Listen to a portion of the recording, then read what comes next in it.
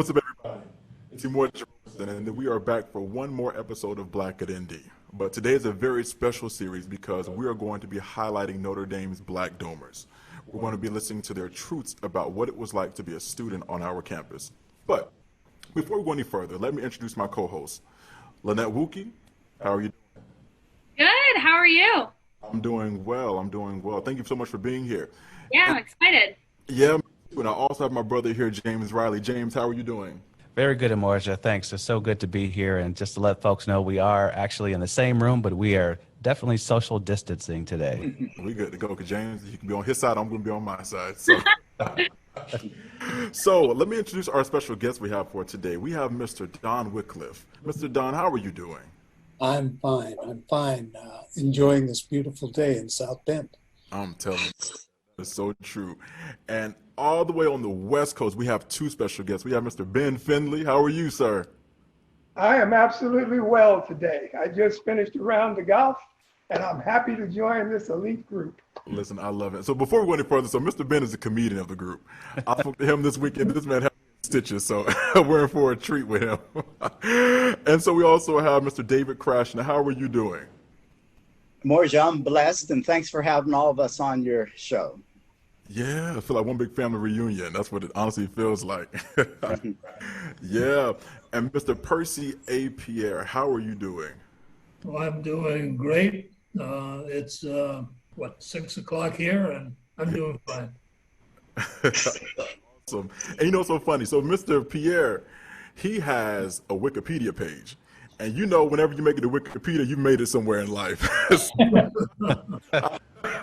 So we got somebody famous on the line. So listen, so we're going to sort of jump right into it. And James, I'm going to let you take over. Sure, absolutely. So we have tons of questions, and I think we'll just bounce around and ask the various questions of our guests today. So Don, we'll start with you. You were both a staff member here at the university, and obviously you were a student here. How were those positions or those roles similar, and how did they differ from one another? Oh gosh, they were radically different. I loved my time as a student at Notre Dame. Had a great time, learned a lot, met a lot of good people, and wouldn't have traded the experience for anything. My experience as a staff member was a little less joyful.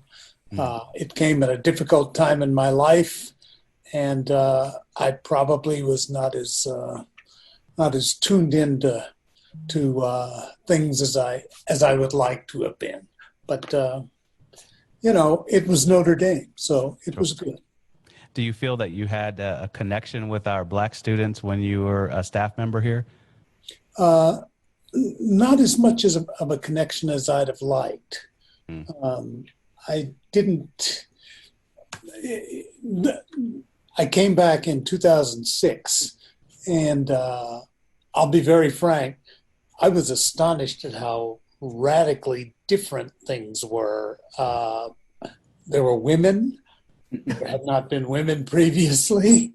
And I know it doesn't feel like it to a lot of people, but there were a lot of Black students. When I was a student here, there were only a very few of us. So it was a very different experience. Sure. So I want to jump in and ask you something real quick. So to you, because, we're here now, we say there aren't a lot of Black students. So our idea of, Black students is a little bit different. To you, you came from a time whenever Blacks were just coming to Notre Dame. So how many students would you say on average were you also in the midst of when you were here? Oh, gosh. Four. Let me put it this way. Four. In my class. In my freshman class of 1965, there were 11 of us. Okay. And I think there were 11 others, upperclassmen in all the other classes. So maybe 24 of us altogether. Oh. And if you go back to Ben and Percy, I'm sure there were even fewer in their days. Yeah, more like 1 dozen. Oh my goodness. Yeah, I guess that sort of would be true. So how would you? So I'm gonna ask you, Mr. Percy, how would you define your time at Notre Dame? Oh, that's a tough question. I came from New Orleans, a segregated society, came to a society where I was integrated. And I came to become an engineer. And I did that, experienced a lot of things.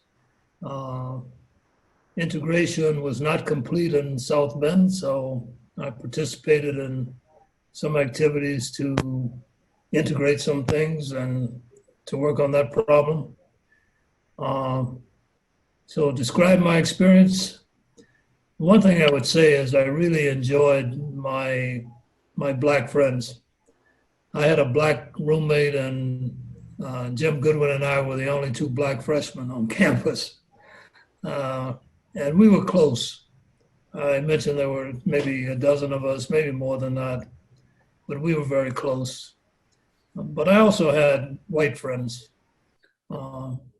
So that's how I would describe my time. Okay. The time of growth. Mm-hmm. Yeah, I like that, and that's so true. And so, out of you four, who graduated first? Is it Mr. Finley who graduated first? Yes, he was a little more mature than I was. He was a year ahead of me. We were both electrical engineers. And of course, in the whole building, there were only two Black electrical engineers. And I was one and Ben was the other one when I showed up. Yeah, and that is true. So, Mr. Finley, you've done a lot as well on campus. So, can you explain to our listeners what you accomplished while you were here at Notre Dame? What? I didn't understand the question. Can you speak louder? Can you explain to our listeners what you accomplished here while you were here at Notre Dame? What I accomplished? Yes, sir. The most important thing that I accomplished is that I got out with a degree. Right? That in itself was extremely difficult. Yeah. Mm-hmm. I am a living example of, it's hell being at Notre Dame, but it's great at when you leave. Yeah. That's the reality. Yeah. Even back in 1956. Remember, guys, 1956, that was 11 years after World War II. Yeah. Wow. Yep. There were no such thing as computers. We had these things called slide rules. You don't even know what it is. I have no idea what that is. There were a total of 18 of us on the campus, including the grad students. We were a few grains of salt and a whole lot of pepper. I'm sorry, a few grains of pepper and a whole lot of salt. Right. Yep. Okay. We would congregate in Tommy Hawkins' room after leaving the South Dining Hall. And we would spend an hour in there, shall I say, reliving our African-American experiences and planning for the next party. The people in South Bend took very good care of us, extremely good care of us. Remember 1956, long before civil rights, long before sit-ins, long before MLK. So there was an unwritten rule on campus that most of us followed that said, "Thou shalt not date a white woman." Oh. Yeah. You said Am I right, guys? Right. So, we had to find dates someplace else. What did I accomplish? I had a wonderful time. There was only one overt racism comment during orientation week down by the lake, where the N-word was used at me. I promptly hit the guy with my right hand in his jaw, and I never had another incident after that. Wow. Wow. Okay. All right. All of That's one way to do it. all of the remaining electrical engineers in senior year congregated on the top floor of Walsh Hall, and we pulled each other through that last year. What did I accomplish? I remember a very good incident. Freshman year, Purdue game. Lynnette will like this. After we lost the game, we lost most of our games.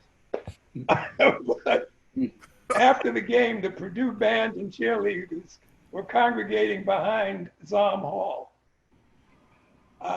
and cheering and having a great time over their victory.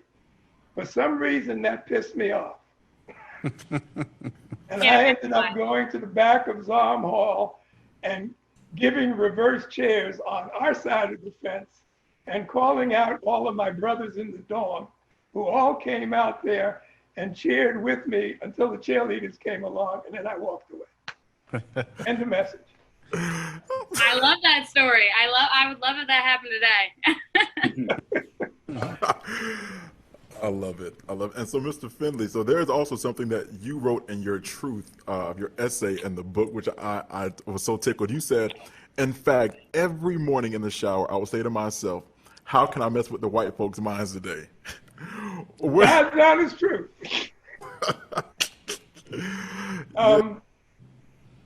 You know, being a black man in corporate America was always a challenge. You were always the only one in the room.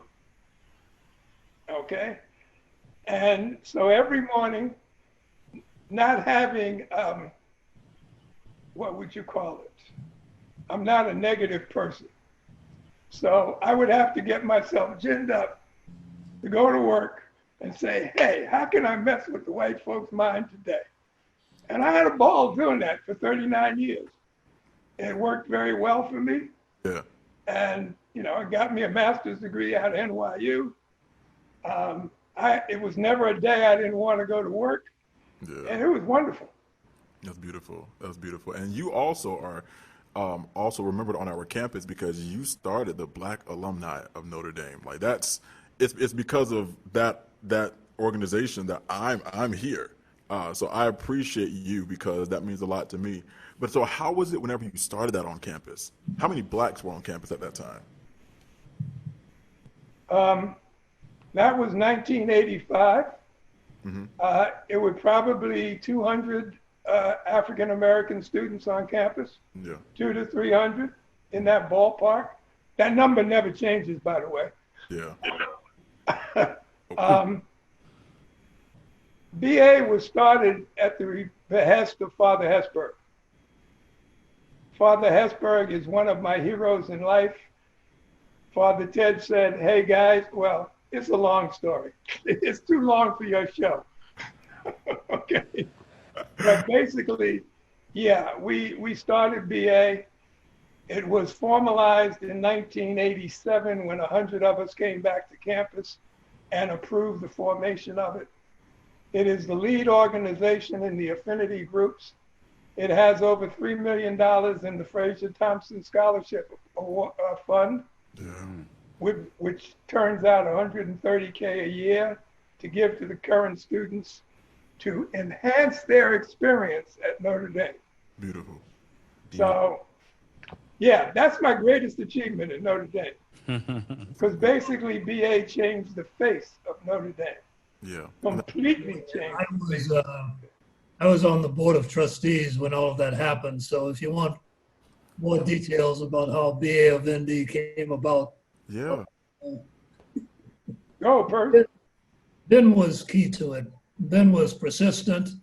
He wanted to do it. Not everybody wanted to do it. There were lots of students who said we should not become part of the Alumni Association. We ought to start our own association and do our own thing. So Ben had to negotiate all those points of view. And then on one critical day when it was time to make a decision, I came down and met with the group and saw all the division. Those who said, let's go on our own, and those who said, let's go with the university.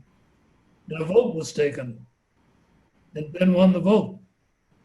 So it wasn't easy. It wasn't like everybody said, we want exactly what BA of ND is today. They didn't. Yeah. Ben had to bring them together, and he did. Wow. See, I love that. And I wish our students had a chance to meet you all, which they will. They'll meet you through this, because you all are some pillars of our communities that we honestly stand on your shoulders. So thank you all so much for that. And so, Mr. Krashna, how are you doing? Doing well, sir. Krashna, that's my buddy. We send emails back and forth, so he's really somebody who I really hold near and dear to my heart. Now, let me ask you, because you are a part of history just like Miss Lynnette here. You are the first African-American student body president, correct? That's correct. How was your time as president? Three E's, Emorja.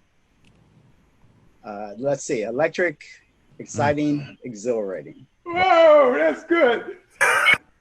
So the evening before the election, our little campaign team had dinner somewhere. I don't think in any of the dining halls, but we're going across campus. This is in my essay. And they're telling me, hey, now look, David, don't get too excited about this. They're never going to elect a black guy as student body president. These are the white students telling me that. Wow. So I just kept quiet. And we had very smart white fellows on our campaign team, and they had polled, and we were supposed to be a little bit ahead in the polls. The observer said we were going to have a very close race, and we turned out to have achieved the highest plurality of votes ever in student government history of 63%. Wow. So that was exciting, Lynnette. And then in the evening, we had a great little party in the Farley Hall basement, followed by my campaign staff had taken us over to the Fortune, and they had set up an apparatus. Doesn't sound too sophisticated now, but they put my foster mother on from Pittsburgh, Pennsylvania, to hear my acceptance speech, and so exciting. It's so exhilarating. And of course, every friendship I made at Notre Dame was exciting, exhilarating, and electric. One of which is my esteemed friend, Don Wickliffe, who was one of the few students, black students, period, at Notre Dame at the time, but was in my hall in Farley.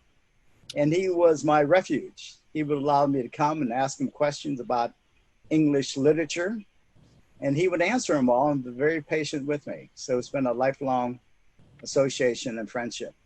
And lastly, just let me tell you, on the day of May 4, 1970, I was going to follow Father Hesburgh during the Cambodian invasion. And Father Hesburgh eloquently asked the students not to strike because we needed to have educated people at this critical time. And I actually agreed with them. So as soon as I got up there, I said, strike, strike, strike.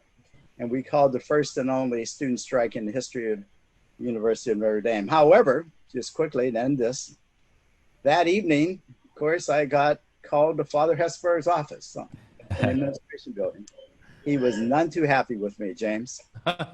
Oh, no. He said, hey, David, when is this going to stop, this strike? Okay, I don't care for it at all. And he was very terse with me, etc. First time he'd ever been that way with me. We've had a lot of great associations over those years. And I said, Father, I don't know. And I left the meeting, went back to the student government offices, and a little group of students led by a well-known radical for Notre Dame came to me and he said, David, listen, what we're going to do tonight, we're going to burn down our ROTC building. What? Oh. And that was my reaction. You're going to do what? I was flabbergasted. Yes. When I composed myself, Ben, Don, and Percy, I said, look, thanks for letting me know. Not only am I not going to lead you, but you're not going to do it. So I formed my own little posse and asked these students to follow that posse around that evening and make sure they didn't do anything crazy like they were intending to do. And history shows that there was very little harm done to the ROTC building during that critical time, that electric time in Notre Dame history. Wow. So again, things were electric, exciting, and exhilarating for me. Wow. I think all of you should be interested in Ted Hesburgh. And the thing is, Ted became president in the early 90s. There were very few black students around. But he took an interest in black students, not a fawning interest, but with his contact with black students, you sort of felt that he was your friend. Now, of course, he had to do a lot of other things, and I took advantage of that. I asked him to do things. For example, I had a job with the Corps of Engineers in New Orleans in my junior year, and found that that Army base was still segregated in the sense that they had a segregated not restroom, but restaurants. And I didn't like that. So I went to the colonel and told him I didn't like it. And he told me, well, if you want to go on the white side, you can, but I said, that's not good enough. So I wrote Ted Hesburgh a letter. And Ted Hesburgh wrote the Pentagon a letter because Ted at that time was on the Civil Rights Commission. Mm-hmm. And they integrated the facilities. He didn't say anything. He didn't send me a letter, but it just happened. And there were many instances. If you read my comments in Black Domers, you'll see I mentioned his name many times. So he was, I think, a special person. He ran a university that was predominantly white. Some of the students may not have had his same attitude, but he really took an interest in black students. That's one of the things that comes through in a lot of the essays early on in the book, the personal interest that he took in the welfare of black students. Yeah. One student at a time. I mean, That's right. A lot of. Yeah, I wish I could have met him. Actually, the day I came for my audition is the day. It's also around the time he had just passed away. But I heard a lot of great stories about Father Ted. But I do have one question for you. So also, Mr. Krashna, so you were a little bit of a rebel because in your story, you jumped the wall at Notre Dame. Yeah, but my friend Don jumped it with me. It was the halftime of the Georgia Tech game, and I had the date in the essay. Uh-huh. And by the way, we're referring to the book Black Domers, okay? Yeah. And what we were doing was protesting, not having many black students at Notre Dame, but more specifically, black athletes at Notre Dame, because we were being killed by people with initials like OJ. All right. They were killing us on the field. Wow. So that's one of my fondest. You asked in one of the questions in prep, Emorja, some of my fondest of memories. I fondly remember that because I'm going around the field. We all have our banners, and I'm not sure if they held 80,000 then or not. Maybe not that many because it was expanded at one point, the stadium, but thousands of people looking down. And I remember seeing this one white woman in the Georgia Tech stands, and she's the only one clapping. She's clapping as we're doing this, and to this day I'm wondering why she clapped. Because I remember one time when I was on the recruiting trail, because of Father Hesburgh's intervention, Percy, he sent me and a number of black students around the country to recruit black students. And one time we were in the stands of the Notre Dame Georgia Tech game at Grant Field in Atlanta, Georgia. And we had bad seats. We were in the midst of a lot of white folks, and all the N-words to the players on the field, etc. And Art McFarland and I just kind of put our hands over our head and just endured it. And I forget if Notre Dame won or lost, but I'll never forget that episode. So yes, that was a home game though that you asked about, Emorja. Yes, sir. That's just amazing, David, how you say that.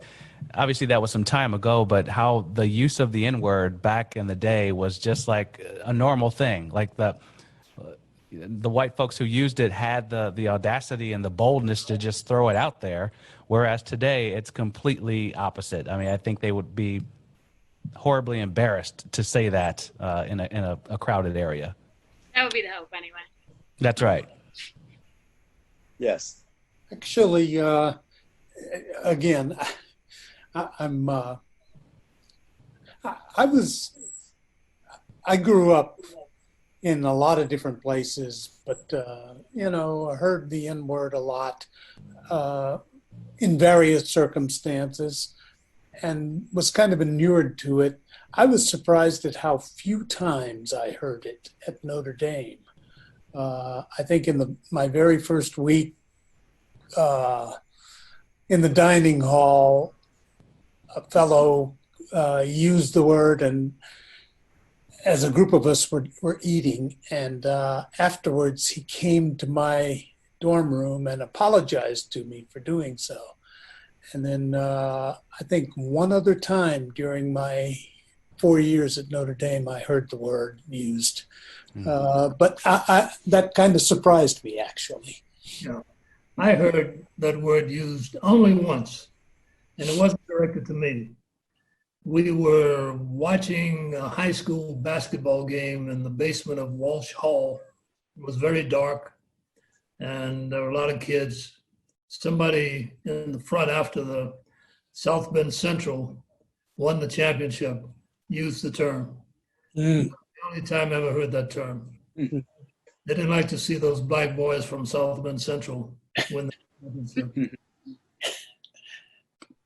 Wow, that's crazy. So let me ask you this, Mr. Don and Mr. David. What gave you the idea to have this book, Black Domers? That is David's baby. Okay, well, I'll start it off, Don, and then pick up on it for sure. So Emorja, ever since I graduated in 1971 from Notre Dame, I kept thinking of the great accomplishments of a number of us. Bill Hurt, the famous medical doctor, ophthalmologist, and the radical surgery he came up with. Then there was Alan Page, who went on to the Minnesota Supreme Court. And I was thinking all along, we needed to capture this. We need to memorialize it somehow, and it had never been done. But then when Katie Washington Cole became the first Black valedictorian, I said, this time, how are we going to do this? Now I'll send to everybody the backstory of the book. I won't go through all that at this point. But the backstory explains my meeting with Don and Pam, his wonderful wife, in my neck of the woods to celebrate their anniversary. And I forget, I think it was your third anniversary at that time, Don. Yeah. So I take him to somewhere he had never been, apparently. Well, you may have been to a Japanese restaurant, but you had never had sushi. And you'll never have it again, I understand. I know. Okay. But then afterwards, we had it all planned. My wife, Gina, and I had it planned. We were going to take him to our favorite restaurant in town on Grand Avenue in Oakland. And it's run by two Chinese gentlemen, great American story, speak Cantonese, they're Chinese, but they were raised in Honduras, so speak Spanish, and they speak English. They are the Ham brothers. And the Ham brothers wanted to host Don and Pam for their anniversary. So we took them there, we had dinner, and then we had a celebration with cake, candles, etc. But then the following morning, I had the thought, we got to write a book, and I can't do it by myself. Now, who could help me? The esteemed journalist, Don Wickliffe, maybe. I texted him or called him, and within minutes, Don said, yes, we should do it, and only if you help me. And that's the background, Emorja, of how the book got started.